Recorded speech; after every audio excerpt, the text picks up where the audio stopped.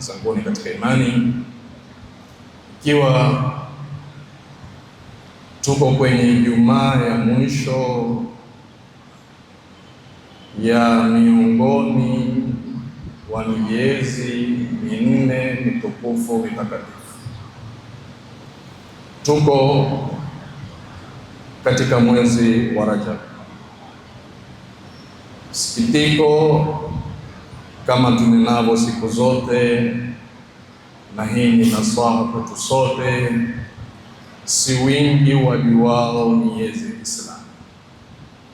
Hivi nina imani ni wingi tulioko hapa na wanaotutizama kupitia mitandao hawajui ya kwamba tuko kwenye mwezi wa Rajab, na pasina kujua miezi yetu ni sisi kutojua tarehe yetu.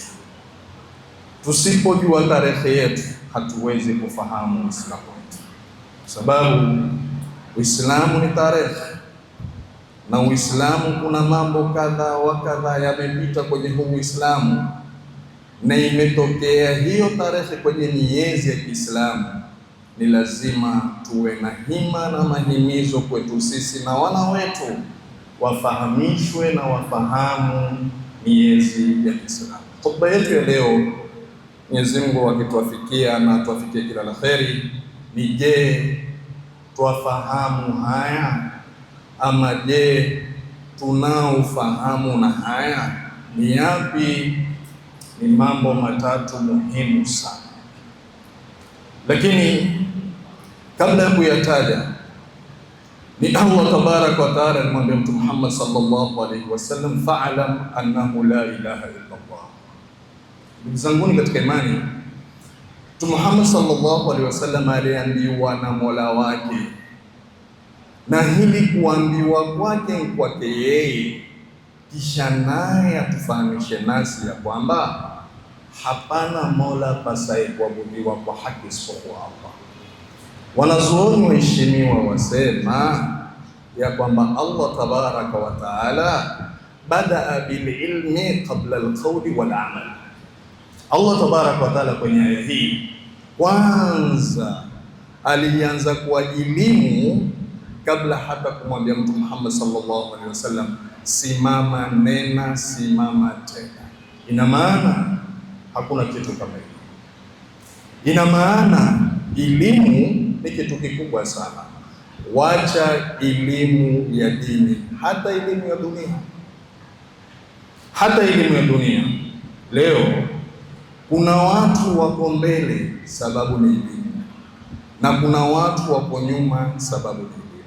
Mfanoe hapa sisi tulipo Pwani, kulingana na result zilizotoka za watoto wetu, je, tumekaa kwa kina kuzibulika hizi results, au umetosheka na result ya mwanako peke yako? Ukipata mwanako peke yake ushatosheka, hutaki nyingine? La, ni tuangalie kama jamii, kwa sababu kudhurika kwa mwana mmoja katika jamii ndio kudhurika jamii. Sasa hizi results ni sisi tuziangalie, matokeo yalikuwa vipi? Watoto wamefaulu, ni vipi tutaweza kuwasongeza mbele wazidi kufaulu? Watoto wamefeli, kwa nini watoto wetu ufeli? Tatizo liko wapi? Au kufeli tu watoto waseme sasa ni basi, hatutaki kuendelea na masomo, tabakia ni maafa na ugomvi na uchafu na uharibifu katika jamii na society, kisha tutasimama sisi wenyewe kutaka kutoa lawama, na wakulaumiwa kihakika ni sisi wenyewe. Lakini Mtume aliambiwa sallallahu alaihi wasallam, fa'lam annahu la ilaha illa Allah, jua ewe Muhammad ya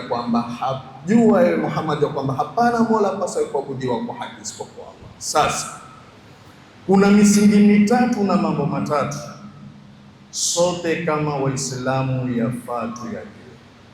La kwanza kabisa, maarifatul abdi rabbahu, na la pili maarifatul abdi dinahu, na la tatu maarifatul abdi nabiyahu. Misingi mitatu hii ndiyo misingi pekee yenye kutufaulisha sisi hapa duniani na kesho akhera. La kwanza kabisa ni mja amtambue Mola wake mlezi. Pili ni maarifa ya mja kutambua dini yake, na tatu ni maarifa ya mja kumtambua mtume wake. Na haya matatu yamechanganywa kwenye aya moja, aya inayosema huwa alladhi arsala rasulahu bilhuda wa dinil haq. Hapa amepatikana mursilu, hapa amepatikana rasul, hapa imepatikana arisala. Mwenye kutumiliza ujumbe ni Allah tabaraka wa taala, aliyotumiliziwa ujumbe ni Mtume Muhammad sallallahu alaihi wasallam, na ujumbe wenyewe ndiyo hii dini na huu Uislamu. Matatu haya kila mmoja wetu afaa ayafahamu kwa natija nyingi, lakini mbili tu ni Mtume sallallahu alaihi wasallam kwanza kusema dhaqa ta'ama al-iman man radiya billahi rabba wa bil islami dina wa bi Muhammadin sallallahu alaihi wasallam rasulan wa nabiyya.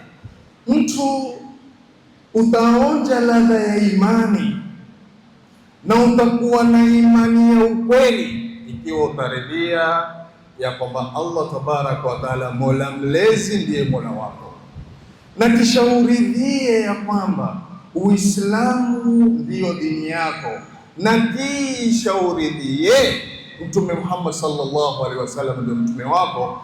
Lakini hayo yote si wingi tunaofahamu ya hayo.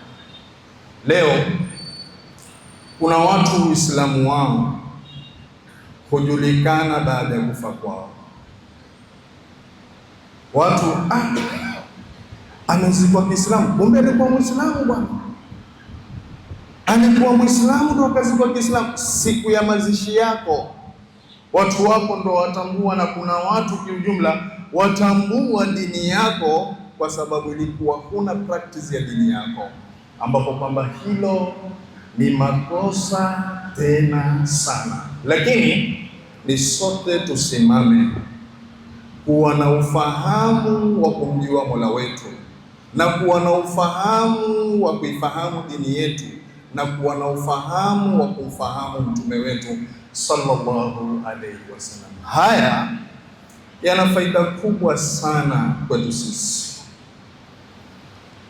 Mtume Muhammad sallallahu alaihi wasallam, miongoni wa mafunzo aliyotupa ni siku moja kwa ukelele mkali aliotoka nao kwa kunena ista'idhu billahi min adhabil qabri fa inna adhabal qabri haq. Takeni kinga kwa Mola wenu, takeni hifadhi kwa Mola wenu, hakika adhabu ya kaburi ni haki, adhabu ya kaburi ni kweli. Na ukisikia kaburi tulisikie hivyo hivyo, na kaburi ni mawaidha tosha kwetu sisi, kwa kuwa kifo mawaidha tosha, lakini hakuna kitu kinachotisha kama kaburi. Sasa hivi hapa tulipo msikitini, hizi feni lau zikizima kwa stima kupotea, mutatamani miji yetu watuswalini tutoke kwa upana wa msikiti ulivyo, lakini itakuwa hakuna umakinifu wa ibada kwa joto liliyoko. Tanabuhi na tafakari mwanadamu, uchiwapo kwenye mwanandani, kisha ukawekwa na ubao, kisha ukamiminiwa na udongo, kisha kwa kifungo ulichofungwa, hata roho ikirejeshwa, ukijaribu kujisukasuka wajiona umebanika. Wakati huo huo unaofahamu umekufa. Hebu tufikirie wakati huo ni wakati gani na ni mzito kwa kiasi gani? Masahaba ridwanullahi alayhi, miongoni mwao ikiwa ni Uthman radhiallahu anhu. Uthman sahaba wa Mtume alikuwa akitembea kwenye mgongo wa ardhi, lakini bishara ishakuja, Uthmanu fil janna. Lakini lilikuwa likipita kaburi ama likipita jeneza ama kipita kwenye kaburi ama jeneza limebebwa au amebeba, ilikuwa kilia mpaka kikosa fahamu. Watu muuliza akizinduka baada ya kupata fahamu, ma yubikika ya Uthman, ni kipi kinachokuuliza wewe Uthman walia mpaka ukakosa fahamu? Na Uthman sahaba mtukufu wa Mtume sallallahu alaihi wasallam asema, sami'tu Rasulullah sallallahu alaihi wasallam yaqul innal qabra awwalul manazil al-akhirah, kaburi ndio nyumba ya kwanza ya akhira. Mwenye kufaulu na adhabu ya kaburi, akhira yake yote imefaulu, na atakayehasirika na adhabu ya kaburi, akhira yake yote imehasirika, imeharibika. Lakini wema walikuwa kwa sampuli hiyo. Sisi leo makaburini ndipo mahali pa kuzungumzwa mabiashara, makaburini ndipo mahali panapozungumzwa siasa, makaburini stori zote ziko hapo. Nimeshuhudia kwa macho yangu mimi mwenyewe kwa watu wawili makaburini, mmoja hula njugu na watu huzika, na mmoja huvuta sigara na watu huzika kwenye maziara. Bado hatujamtambua Mola wetu na bado hatujamtambua mtume wetu na bado hatujaitambua dini yetu. Lakini ukimtambua Mola wako, kwa yote utasimama kwa sawa. Hata ukiulizwa man rabbuk, useme rabbi Allahu alladhi rabbani wa rabba jami'al alamin bi ni'matihi wa huwa ma'budi laysa li ma'budu siwa. Simama kwa hilo kama Muislamu, ili iwe ni chanzo cha kufahamu dini yako, ili iwe ni chanzo kumfahamu mtume wako, ili tupate kusalimika na adhabu ya kaburi. Kwa sababu aya ya Mungu inaosema yuthabbitu Allahu alladhina amanu bilqawli thabiti fil hayati dunya wa fil akhirah, wanazuoni wasema wale waliosimama kwa thabati katika dini yao na dunia yao, pindi wafapo Mwenyezi Mungu huwapa thabati wao roho zinapotoka, na Mungu huwapa thabati wao wakiulizwa masala makaburini. Abu Huraira radhiallahu anhu wakati wa sakarat na wakati wa kifo chake alilia sana.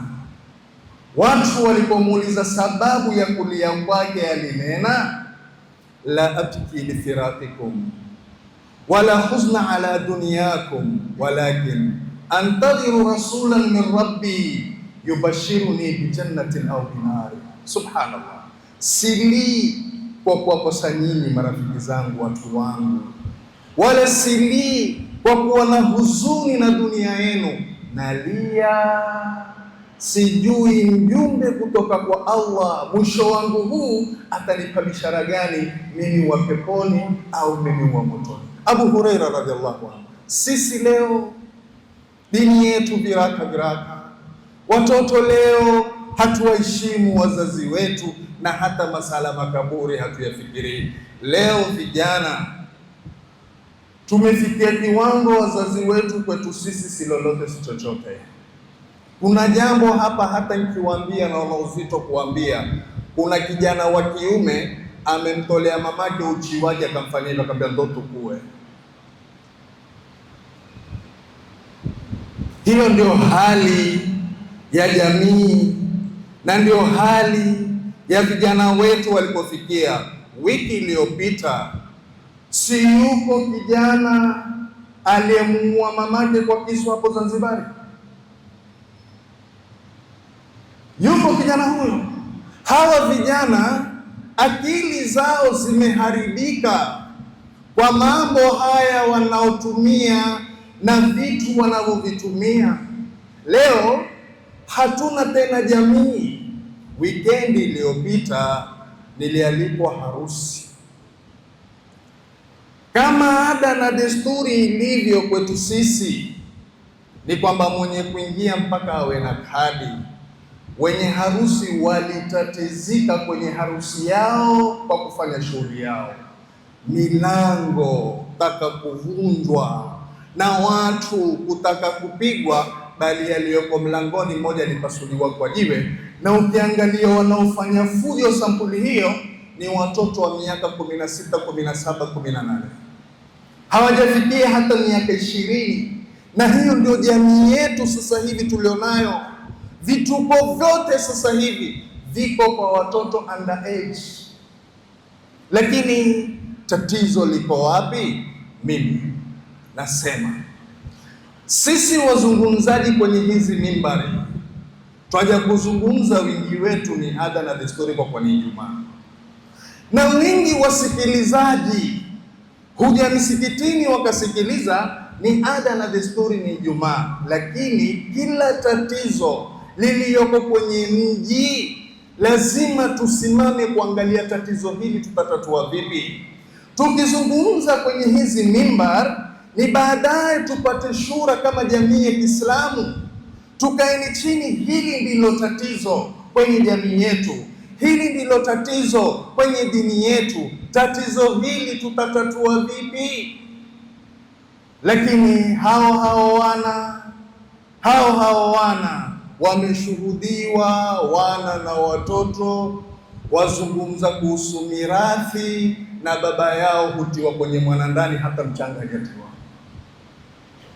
Tusichukulie mepesi wala tusichukulie rahisi haya mambo. Wazazi, mumekwenda mbio kufanya ya kufanya, mumekwenda mbio kutafuta mulivyotafuta, usikubali mulivyovipata vipotee kwa watoto kuvipoteza.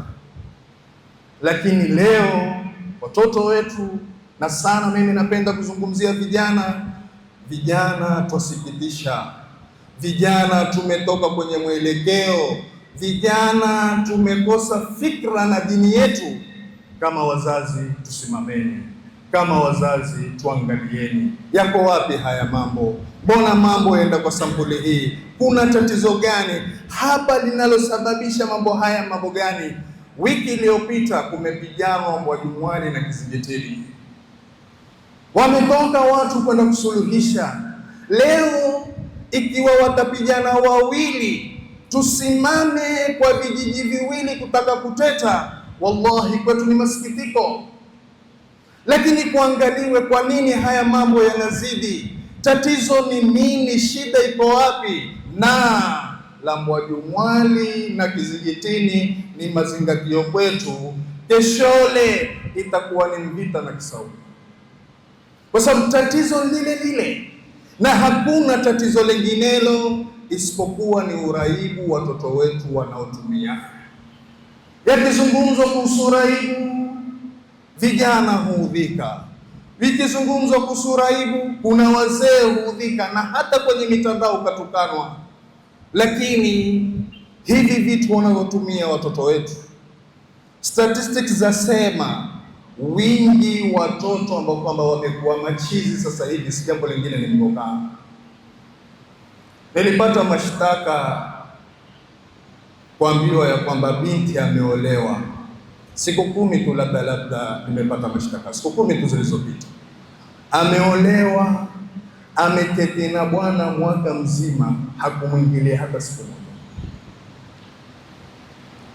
Watu ni wale hula vitu vyao, kisha wakatoa simu zao, wakaangalia yao, wakamaliza haja zao pale pale walipo, huku mtoto yuko kitandani ya msubiri.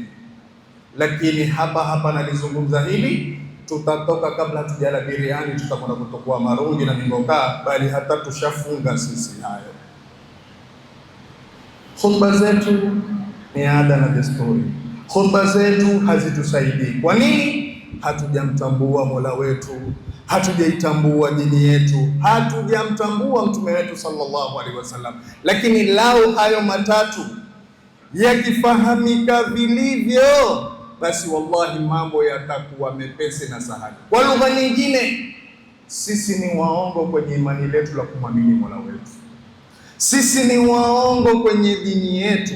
Sisi ni waongo kwenye kumfuata mtume wetu sallallahu alaihi wasallam, kwa sababu leo kila tatizo huwezi ukakosa Muislamu, kila la uchafu huwezi ukakosa Muislamu. New Year ilipita, ni wangapi kati ya Waislamu waliokesha kupokea New Year? Ajabu ni kwamba hufurahi mwanadamu kwa siku zake kumalizika na yeye kulisogelea kaburi. Mmoja asema, ya ibna Adam innaka ayyamun idha dhahaba yawmuk dhahaba ba'duk. Ndipo Imam Shafi akasema, inna lillahi ibadan futana talaqu dunya wa khafu alfitana nadharu fiha falamma alimu annaha laysat lihayyin watana ja'aluha lujjata wattakhadhu salihal a'mali fiha sufuna.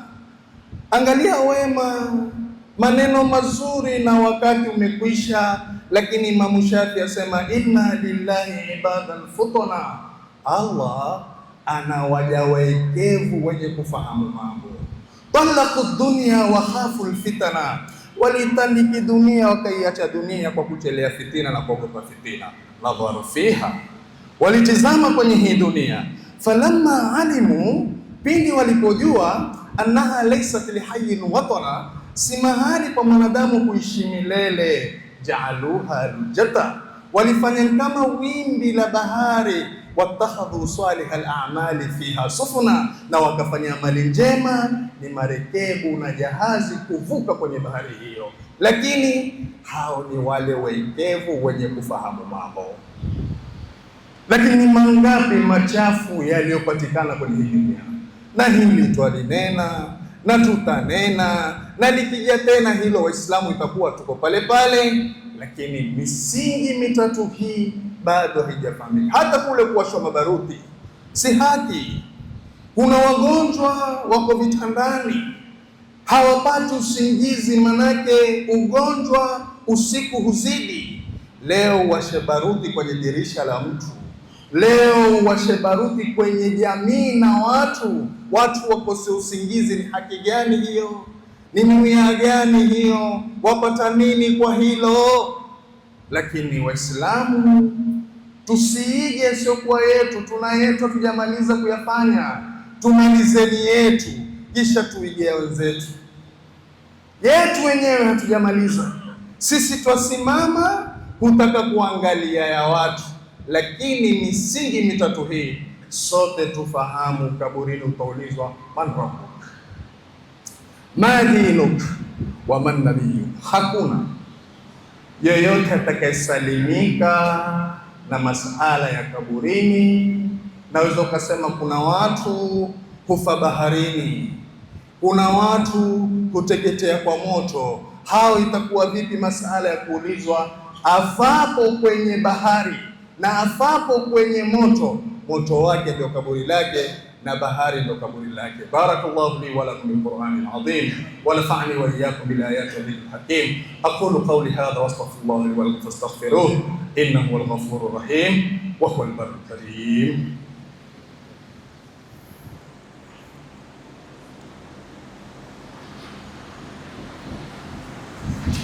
Alhamdulillah wassalatu wassalamu ala rasulillah. Mzunguni katika imani, haya yote kujulikana ni sisi kuisoma dini yetu. Leo watoto wetu hawasomi dini yao. Dini kwetu sisi imekuwa si lolote si chochote. Sasa hivi Januari hii sote tumekwenda mbio juu ya umasikini wetu, tumehakikisha watoto wetu wamepata kila kitu shule. Lakini tuzungisheni na kitu upande wa pili, tuangalie madrasa zetu. Ustadhi mmoja anambia, nasomesha madrasa fee niliyoiweka shilingi 100. Watoto wanaolipa hiyo shilingi 100 ni watoto 20 peke yake, na wana watoto 100 na Jumamosi nimeweka shilingi 20. Asema hiyo shilingi 20 wanaoleta watoto 5 peke yake. Kisha vipi waweze kupata elimu kufahamu dini yao? sote tukubali na sote tusema ya kwamba maiti chakula chake ni dua. Maiti chakula chake ni dua. Ufapo na sote tufapo, twatarajia au waladin salihin yad'u la, kijana chema mwenye kukuombea kule kaburini, yale masuala na adhabu ya takhfifu kwako kwa mwanako kukuombea. Lakini wana kama tuwasomeshi dini, hao watoto watatuthamini vipi sisi kama wazazi wao? Nikifunga khutba, mmoja kwa mzazi wake alimjengea mamake nyumba, na hiyo nyumba kuijenga akamweka mamake na dadake mwenye mume wake. Huyu dada yamwangalia mamake kwa sababu mamake ni mtu mpaka choni mpaka fuatu apelekwe na asaidiwe aoshwe. Kijana kwa zake nje huko na mke wake. Waliporudi hapa kuishi hapa, walienda kwenye ile nyumba aliyojenga ambapo kwamba mamake uketi pale pale. Basi baada ya masiku kupita, mke amwambia bwanake, mimi siwezi kuishi na mamako, mimi siwezi kuishi na mamako. Sasa watakaje? Mtoe mamako hapa. Mama pelekwa choni kujisaidia kunawa na kujiosha na kujitahirisha, mama hawezi. Huyu kijana akashika maneno ya mke wake akamtoa mamake.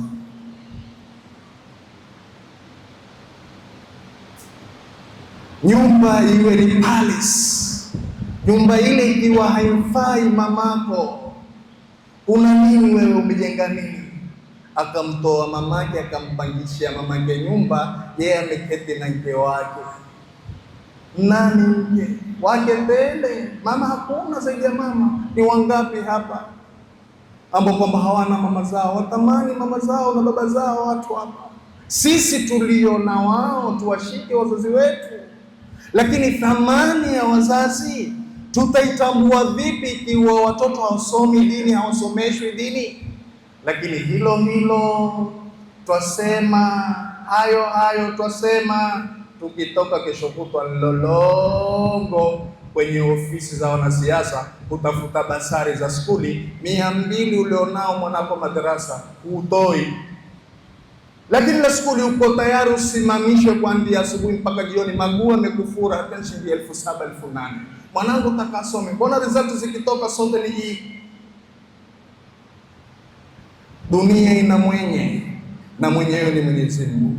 Tukidharau dini yetu, Mwenyezi Mungu hatunufaishi sisi kwenye dunia yetu.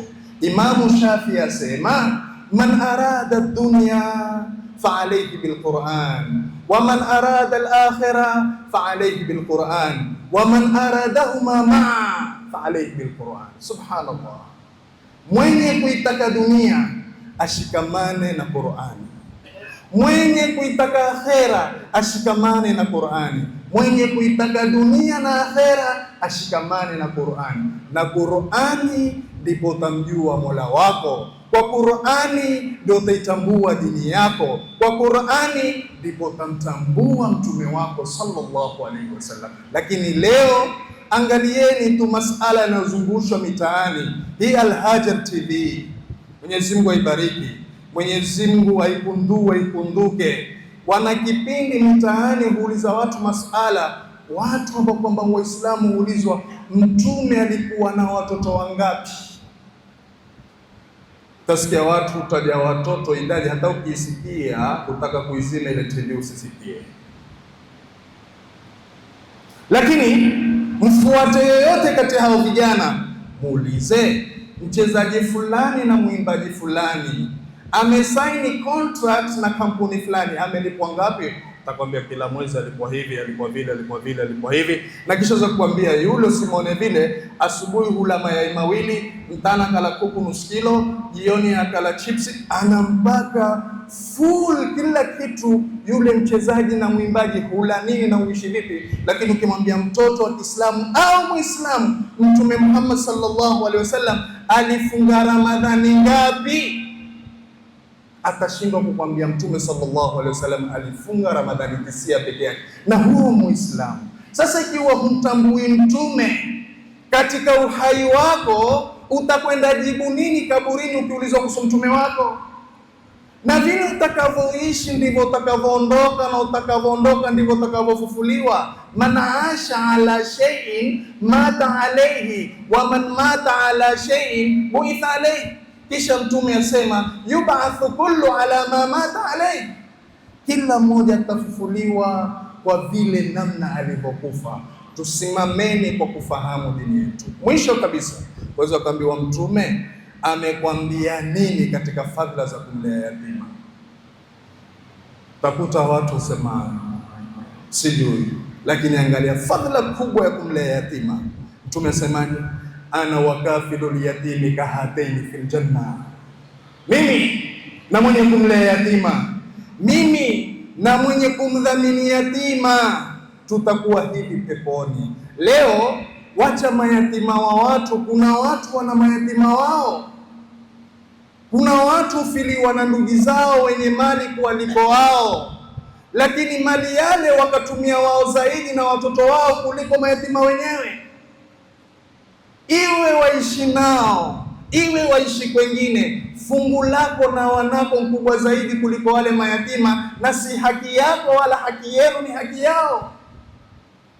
Lakini ni kutotambua dini yetu, ndipo wakasimama watu kutaka kuwalea mayatima. Mfano mzuri, World Foundation. World Foundation sote ni mashuhuri, twalijua hili kwa kujulikana kwake. World Foundation ni foundation ambayo kwamba yafanya mambo ya kheri tena sana. Sasa hawa World Foundation wanasimama kuwalea mayatima. Wana mayatima Kisauni, wana mayatima Busia, na harakati zaonekana takriban mayatima 300 na. Sasa hawa World Foundation kuona haya, wao saa zote wafuate watu kuomba, ingawa wanasema mtu akikujulia kwa jambo la kheri, simama kwa kufanya kheri, usichoke kufanya kheri. Hawa World Foundation watafuta kitu kinachoitwa wakfu, ili wakisimamishe wapate kuwasaidia mayatima, na wewe ukishirikiana na wao, na wewe umeingia kwenye kumlea yatima. Kwa ajili hiyo wao wako hapa leo, na kutakuwa na harambee kubwa sana kesho kutwa Afraha Hall Jumapili, na mgeni wa heshima ni Sheikh Nuruddin Kishk hafidhahullah. Lakini ni kwamba wataka sisi Waislamu kwa kuwa jambo la kheri, sote tushirikiane kwa pamoja. Wako hapa wahusika na watasimama baada ya swala. Hebu simama kwa dhati ya kumpenda mtume wako sallallahu alaihi wasallam aliyosema ana wakafilul yatimi kahataini fil janna, ili upate kuingia kwenye ufahamu wa kufahamu mtume wako, na ili upate sababu ya kuweza kujibu maswali ukiulizwa mtume wako ni nani, dini yako ni nani, mola wako ni nani. Namwomba Allah tabaraka wa taala atufikie kila la kheri. Namwomba Allah tabaraka wa taala atubariki. Namwomba Allah tabaraka wa taala atufanye waja wema. Namwomba Allah tabaraka wa taala atuondoe kwenye hii dunia kwa wema. Innahu waliyu dhalika wal qadiru alayh. Yaqulu Allahu mukhbiran wa amira, inna Allaha wa malaikatahu yusalluna ala nabi ya ayyuhalladhina amanu sallu alayhi wa sallimu tasliman. Allahumma salli ala Muhammad wa ala ali Muhammad kama sallaita ala Ibrahim wa ala ali Ibrahim, wa barik ala Muhammad wa ala ali Muhammad kama barakta ala Ibrahim wa ala ali Ibrahim fil alamin innaka Hamidul Majid. Allahumma jal hadhihi jama'atana jam'an marhuman wa tafarraqana min ba'dihi mujaddan ma'suman. Allahumma alif baina qulubina wa aslih dhata bainina wa ahdina subul salam wa jannibna al-fawahisha ma dhahara minha wa batan. Ibadallah, inna Allah ya'muru bil adli wal ihsan wa ita'i dhil qurba wa yanha 'anil fahsha'i wal munkari wal baghi ya'idukum la'allakum tadhakkarun. Fadhkurullaha yadhkurkum wa la dhikrullahi akbar wallahu la tasma'un.